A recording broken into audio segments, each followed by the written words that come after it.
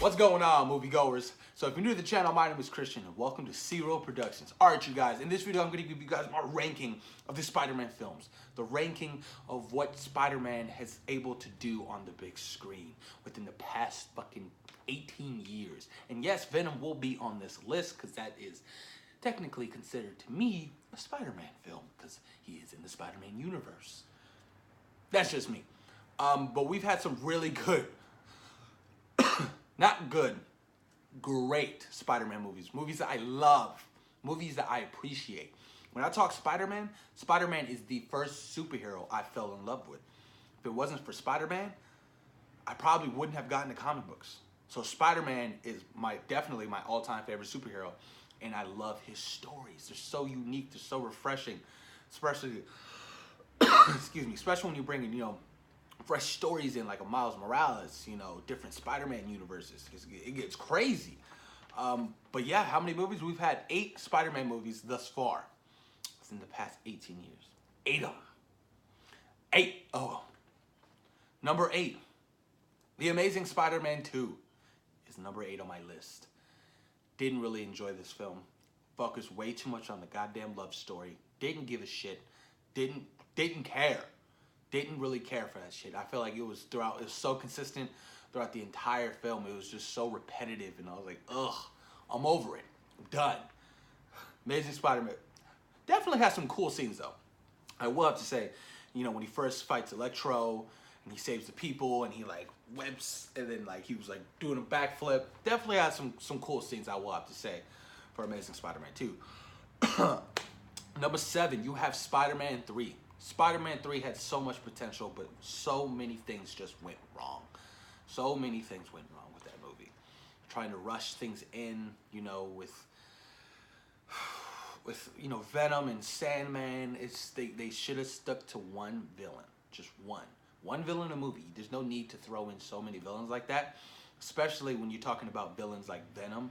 You just killed off Venom. Venom is so consistent in Spider-Man, universe. Why would you just kill him off like that? It just didn't make sense. Oh, that Venom was just terrible. Oh my gosh. Ugh, so bad, so bad, so bad. Spider-Man 3, I don't know. I feel bad for Sam Raimi because they were going to film a 4th film, literally, days before they were about to film or whatnot. I think it was the day before they were going to film. Production got cut. How crazy is that? We would have got a Spider-Man 4, and now we will never know what it would have been about. Number 7, Spider-Man 3. Number 6, you have The Amazing Spider-Man, directed by something Webb. Forgot his name. He directed this first. He directed Amazing Spider-Man 1 and Amazing Spider-Man 2. But I thought it was definitely refreshing to see a new take on Spider-Man. It was a reboot, and a pretty good reboot if you ask me. That film was cool. Really, they introduced not the organic web, but the mechanic web in that movie. I thought that was, pretty interesting because in the comics, he has his web shooters. But, in the first couple of Spider-Mans, he didn't have web shooters. It was the organic web. I love the suit in that movie. The suit was badass. I really enjoyed the suit. I enjoyed the Lizard. Pretty cool. We got to see, of course, another iteration of Uncle Ben dying. Everybody's so tired of that. But no, I didn't really have a problem with the first Amazing Spider-Man. I still watch it to this day, and I still think it's a good movie. I really enjoy that film. Then you have number 5, throwing in Venom. Venom, I really enjoyed Venom. I just got it too. Venom was such a fun movie to me. I enjoyed it. I had such a fun time watching this movie.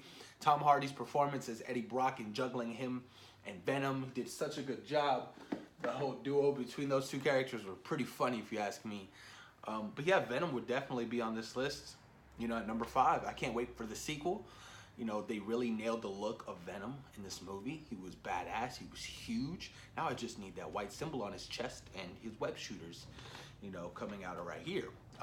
But hopefully, eventually, they'll tie in this universe into the MCU, and then, the symbiote will attach to, Peter Parker, Tom Holland, Spider-Man, and we'll get that whole transition.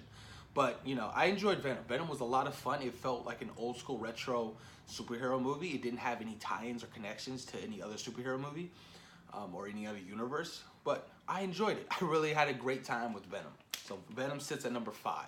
Then at number 4, you have Spider-Man Homecoming. Spider-Man Homecoming was the MCU's first iteration of Spider-Man. They didn't do the death story. They didn't do your typical origin story.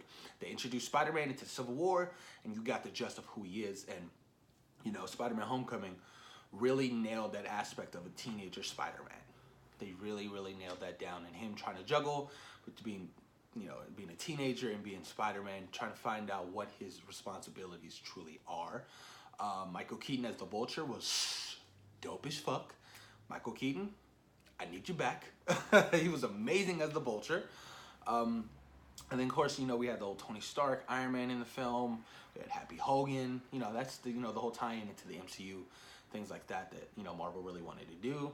And they really tied it into the MCU pretty good with the whole Chitauri weaponry to, you know, them making their weapons and stuff like that.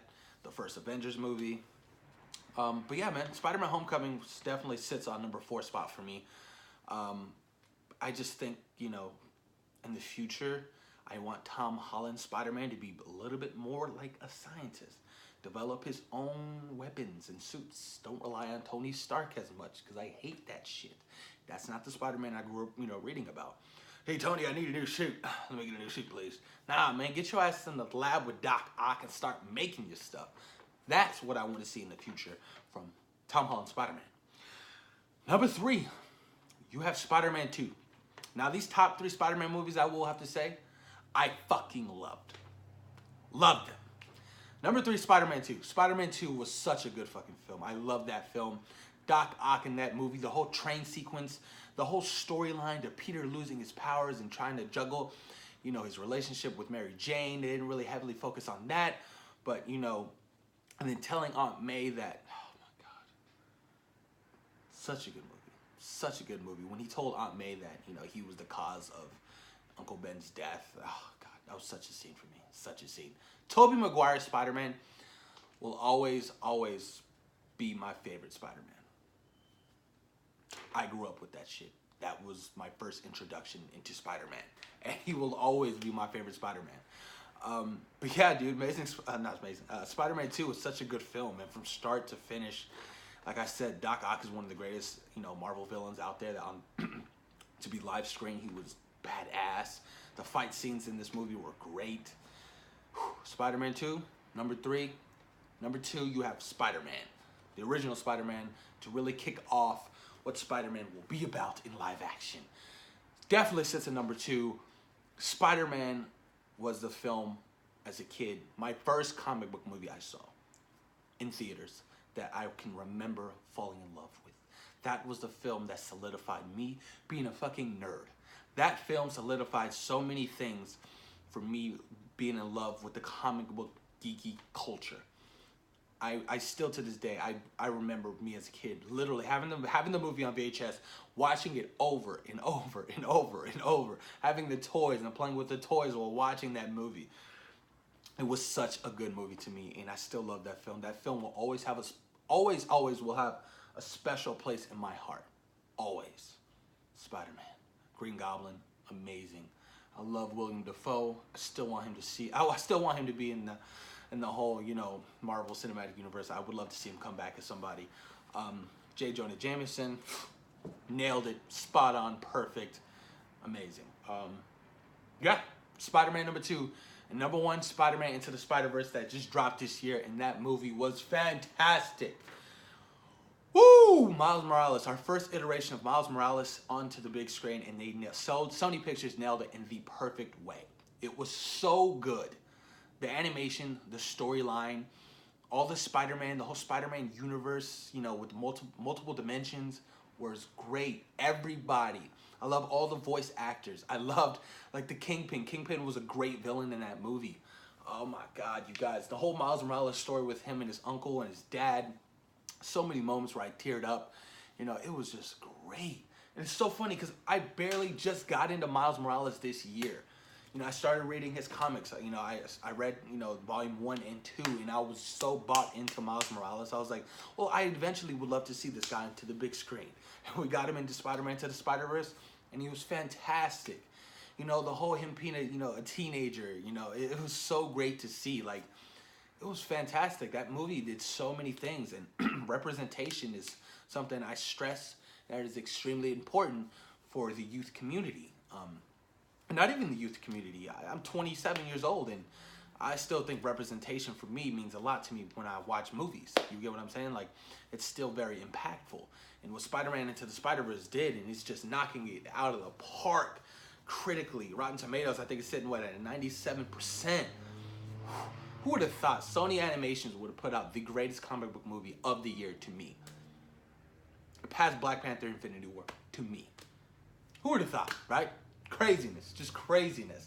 But yeah, Spider-Man Into the Spider-Verse definitely sits on my #1 spot. I love that movie. I cannot wait to see it again. I can't wait to own it. Can't wait to read more Miles Morales. I can't wait to read Spider-Verse comics. I can't wait for more. I can't wait for the sequels and the spin-offs of that universe. I'm really excited for Miles Morales in a big way, you guys. But there you guys have it. That is my list, my top 8 Spider-Man movies ranked from worst to best. Worst to best. That's where you guys have it. I mean, a lot of movies, a lot of fun, some disappointing, and some very, very great. Very great. Damn, I can't wait to see Spider-Man again, you guys. That movie was so good. But post your comments down below. Let me know what you guys' top ranking is for Spider-Man in the last 18 years. Post your comments down below, you guys. And thank you for taking time out of your day for watching C-Roll Productions. Peace.